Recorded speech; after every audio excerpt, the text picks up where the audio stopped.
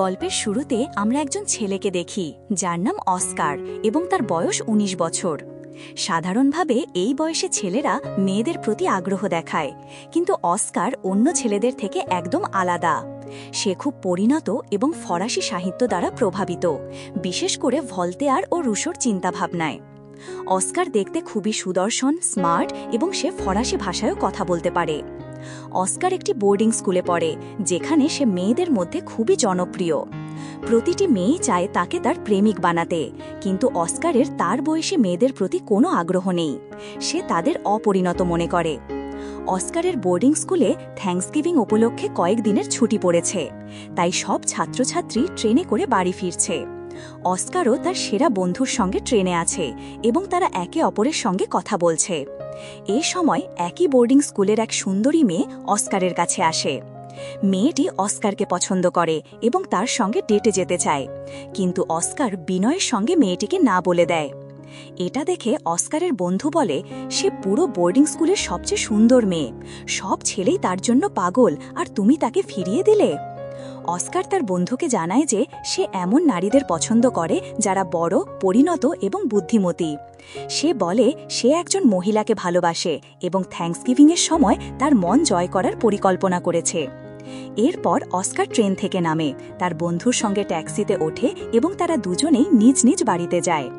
Oscar বাড়িতে পৌঁছালে তার বাবা তাকে দেখে খুব খুশি হন। আসলে কয়েক বছর আগে অস্কারের মা মারা গিয়েছিলেন। তারপর তার বাবা ইভ নামের এক মহিলাকে বিয়ে করেন, যাতে ইভ অস্কারের সৎ মা হিসেবে তার যত্ন নিতে পারেন। অস্কারের বাবা একটি বিশ্ববিদ্যালয়ের অধ্যাপক, আর ইভ একজন হৃদরোগ বিশেষজ্ঞ, অর্থাৎ একজন কার্ডিওলজিস্ট। রাতে অস্কারের বাবার আয়োজনে একটি পার্টি হয় তার ছেলের ফিরে আসার আনন্দে। সেখানে অনেক অতিথি উপস্থিত ছিলেন। পার্টিতে অস্কারের বাবা তাকে তার বয়সী একটি মেয়ের সঙ্গে পরিচয় করিয়ে দেন, কিন্তু অস্কারের তাতে কোনো আগ্রহ নেই। সে শুধু তার সৎ মা ইভের দিকেই তাকিয়ে থাকে। আসলে যে মহিলার কথা অস্কার তার বন্ধুকে বলছিল যে তিনি তার ভালোবাসার মানুষ, তিনি আর কেউ নন, তার সৎ মা ইভ। ইভ একজন বুদ্ধিমতী, পরিণত এবং আত্মনির্ভরশীল নারী। অস্কারের মা মারা যাওয়ার পর যখন তার বাবা ইভকে বিয়ে করেন, তখন থেকেই ইভ অস্কারের যত্ন নেন। সেই সময়েই অস্কার ইভের প্রেমে পড়ে যায়। পরে সে বোর্ডিং স্কুলে চলে যায়, কিন্তু এখনও সে তাকে ভুলতে পারেনি। অস্কারের এই ভালোবাসা সামাজিকভাবে ভুল হলেও সে তার মনের কথা শুনে চলে। সে ইভের হাঁটা, কথা বলা, বুদ্ধিমত্তা সব কিছুতেই সৌন্দর্য দেখতে পায়। তার চোখে ইভ এক আদর্শ ও নিখুঁত নারী, যেমনটা সে বইয়ের পাতায় পড়েছে। কিন্তু ইভ এই ব্যাপারে কিছুই জানে না। এখানে অস্কার ইভকে নিজের মনের কথা বলার চেষ্টা করে, কিন্তু কিছুই না বোঝা ইভ তার আচরণ বুঝে উঠতে পারে না। পার্টিতে অস্কারের দেখা হয় ইভের সবচেয়ে ভালো বান্ধবীর সঙ্গে, যে একজন ডাইনি। সে একজন আধুনিক চিন্তাধারার নারী, যে স্বাধীনভাবে জীবনযাপন করতে পছন্দ করে। সে পেশায় একজন ম্যাসাজ থেরাপিস্ট। এরপর অস্কারের বাবা তাকে বলেন সেই একই মেয়েটিকে বাড়ি পৌঁছে দিতে, যার প্রতি অস্কার আগ্রহ দেখায়নি। অস্কার যেতে চায় না, কিন্তু বাবার জোড়াজড়িতে তাকে যেতে হয়। অস্কার মেয়েটিকে সঙ্গে নিয়ে বের হয় এবং তাকে বাড়ি পৌঁছে দেওয়ার জন্য ট্যাক্সি খোঁজে। মেয়েটি অস্কারকে বলে যে সে তার সঙ্গে ডেটে যেতে চায়, কিন্তু অস্কার বলে আমাদের মধ্যে অনেক পার্থক্য আছে, আমার চিন্তা ভাবনা তোমার থেকে অনেক আলাদা, তাই আমি তোমার সঙ্গে ডেটে যেতে পারবো না। তারপর অস্কার মেয়েটিকে ট্যাক্সিতে তুলে দেয় এবং তাকে বাড়ি পাঠিয়ে দেয়। অস্কার ইভকে নিজের অনুভূতি প্রকাশ করতে পারে না, যার কারণে সে গভীরভাবে দুঃখিত হয়। সে তার দুঃখ ভুলে যেতে চায় এবং একটা বারে গিয়ে মদ খেতে চায়, কিন্তু তার বয়স বারে ঢোকার জন্য যথেষ্ট না। তাই সে একটি জাল আইডি ব্যবহার করে বারে ঢোকে এবং মদ্যপান শুরু করে। অস্কার অনেক বেশি মদ্যপান করে ফেলে এবং তারপর বার থেকে বেরিয়ে আসে। সে নেশাগ্রস্ত অবস্থায় রাস্তায় টলটে টলটে হাঁটতে থাকে। এমন সময় সে ডাইনির সঙ্গে ধাক্কা খায়। ডাইনি বুঝতে পারে যে অস্কার প্রচণ্ড মাতাল এবং যদি সে এই অবস্থায় বাড়ি ফেরে তাহলে তার বাবা খুব রেগে যাবেন। তাই ডাইনি তাকে তার অ্যাপার্টমেন্টে নিয়ে যায়। অস্কার তখন খুব ক্লান্ত ছিল, সে বিছানায় শুয়ে পড়ে। ডাইনি বলে, তোমার একটা ম্যাসাজ দরকার, এবং তাকে জামা কাপড় খুলে নিতে বলে। তারপর সে অস্কারকে ম্যাসাজ করতে শুরু করে। অস্কার তখন নেশাগ্রস্ত অবস্থায় ছিল এবং ডাইনিকে দেখে মুগ্ধ হয়ে যায়। অস্কারকে শর্ট ছাড়া দেখে ডাইনিও নিজেকে ঠিকমতো নিয়ন্ত্রণ করতে পারে না। ধীরে ধীরে তারা দুজনেই একে অপরের খুব কাছে চলে আসে। পরদিন সকালে অস্কার যখন ঘুম থেকে ওঠে, দেখে ডাইনি তার পাশে ঘুমিয়ে আছে। গত রাতের কথা মনে করে সে খুব অনুতপ্ত হয়। সে ভাবে সে অনেক বড় একটা ভুল করেছে। অস্কার চুপচাপ পোশাক পরে কিছু না বলে চলে যাওয়ার চেষ্টা করে। কিন্তু অন্য ঘরে গিয়ে সে ডাইনির প্রেমিককে দেখতে পায়। তাকে দেখে অস্কারের ভয় লেগে যায়। কিন্তু ডাইনির প্রেমিক ভাবে অস্কার একজন ম্যাসাজ থেরাপিস্ট যে ম্যাসাজ করতে এসেছে। তারপর ডাইনি এসে এমনভাবে আচরণ করে যেন অস্কার সত্যিই কেবল ম্যাসাজ করতে এসেছিল। এরপর অস্কার বাড়ি ফিরে আসে। তার বাবা তাকে জিজ্ঞেস করেন, গতরাতে তুমি কোথায় ছিলে?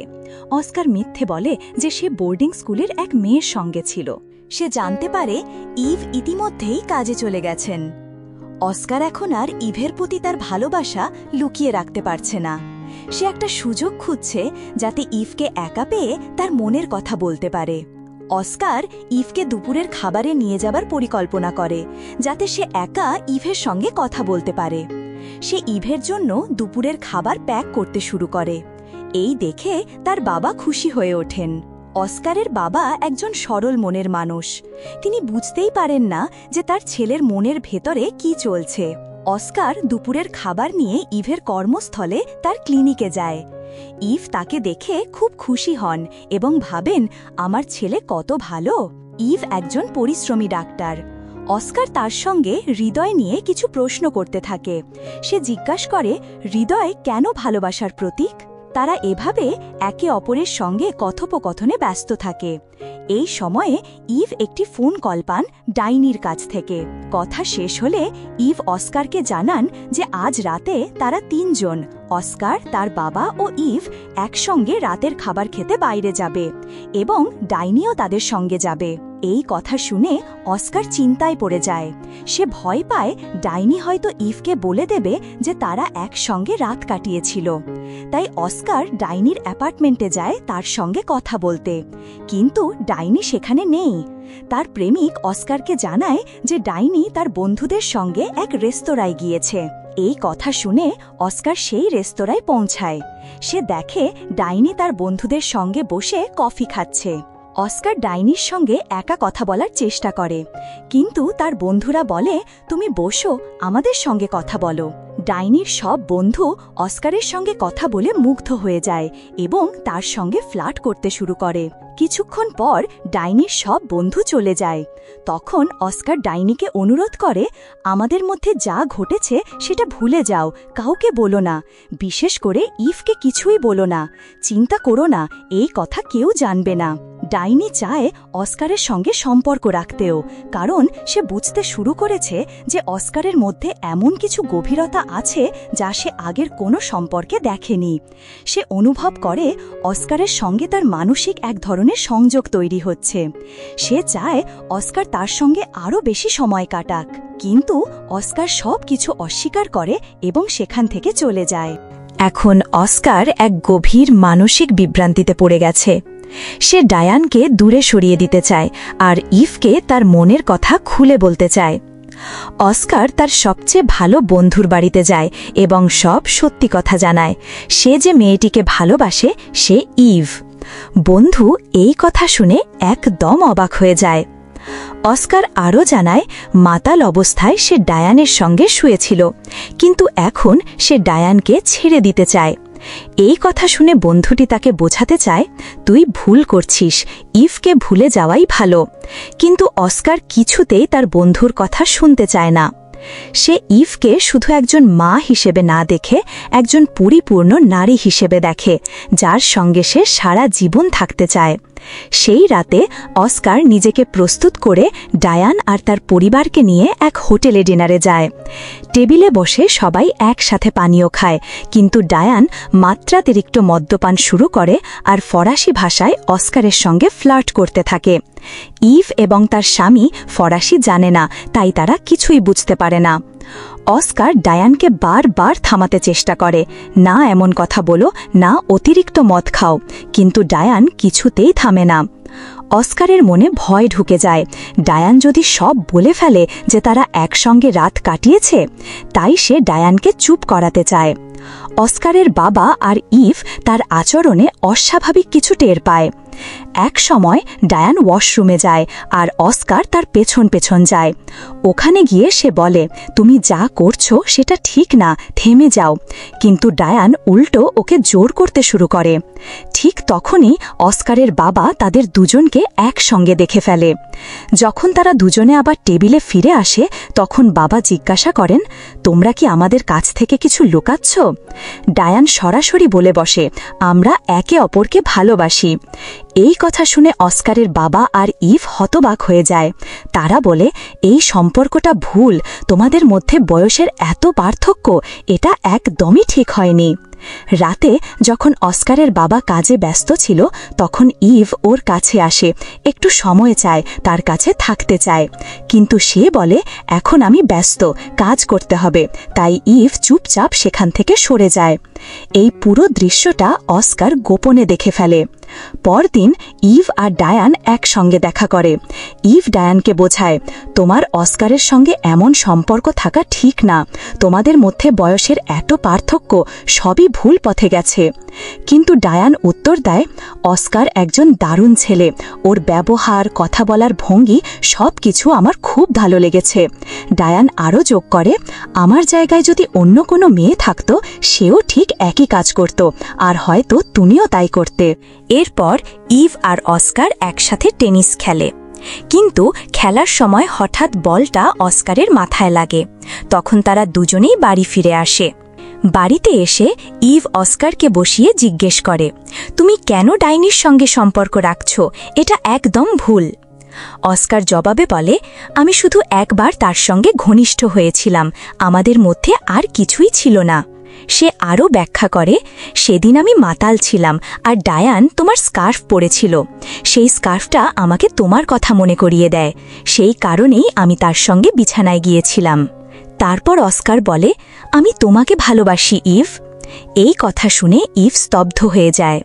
তবে সে অস্কারকে বকাঝকা না করে শান্তভাবে বুঝিয়ে বলে, তোমার বয়সে তুমি এখনও ভালোবাসা আর আকর্ষণের পার্থক্য পুরোপুরি বুঝতে পারো না।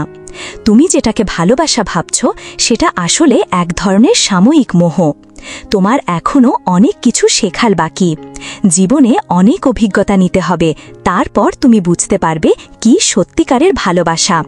ইভ তার অনুভূতি প্রত্যাখ্যান করলে অস্কার ভেঙে পড়ে না, বরং সে নিজের অনুভূতির গভীরে ডুব দিয়ে বুঝতে শুরু করে, সে যে ভালোবাসার কথা ভাবছিল সেটা আসলে কল্পনার তৈরি। সে ইভের মধ্যে একটা নিখুঁত আদর্শ খুঁজছিল মাত্র। এরপর থেকে অস্কার চেষ্টা করে ইভকে ভুলে যেতে এবং ডায়ান থেকেও নিজেকে দূরে রাখতে। শুরুর দিকে সে ভাবছিল ডায়ানের সঙ্গে তার সম্পর্কটা ছিল একটা বড় ভুল, কিন্তু পরে সে বুঝতে পারে জীবনের সবকিছু আমাদের নিয়ন্ত্রণে থাকে না। অনেক সময় ভুলও আমাদের জন্য শিক্ষার অংশ হয়ে ওঠে। অস্কার মানসিকভাবে পরিণত ছিল, কিন্তু তার কোনো বড় ভাই বা উপযুক্ত গাইড ছিল না যার সঙ্গে সে নির্দ্বিধায় নিজের মনের কথা বলতে পারত। কেউ ছিল না যে তাকে পথ দেখাতে পারত। ডায়ান নিজেও তাকে একজন পুরুষ হিসেবেই দেখেছিল। এই কারণেই অস্কার এমন পরিস্থিতিতে জড়িয়ে পড়ে। কয়েকদিন পর অস্কারের বোর্ডিং স্কুলের ছুটি শেষ হয়ে যায়। তার বাবা আর ইভ তাকে রেল স্টেশনে নিয়ে আসে। বাবা যখন টিকিট আনতে যায়, তখন অস্কার ইভের কাছে ক্ষমা চায় এবং স্বীকার করে, আমি তখন আবেগে ভেসে গিয়েছিলাম। এরপর অস্কার ট্রেনে উঠে তার বন্ধুর পাশে বসে। তখন হঠাৎ তার সঙ্গে ধাক্কা লাগে সেই একই মেয়েটির, যে গল্পের শুরুতে তাকে পছন্দ করত এবং কথা বলতে এসেছিল। মেয়েটি হাসি মুখে বলে, ধন্যবাদ অস্কার। তারপর সে ভলতেয়ারের একটি উক্তি বলে, যদি আমরা ভালো কিছু না পাই, তাহলে আমাদের উচিত নতুন কিছু খোঁজা। অস্কার স্নেহভরে মেয়েটির দিকে তাকায়।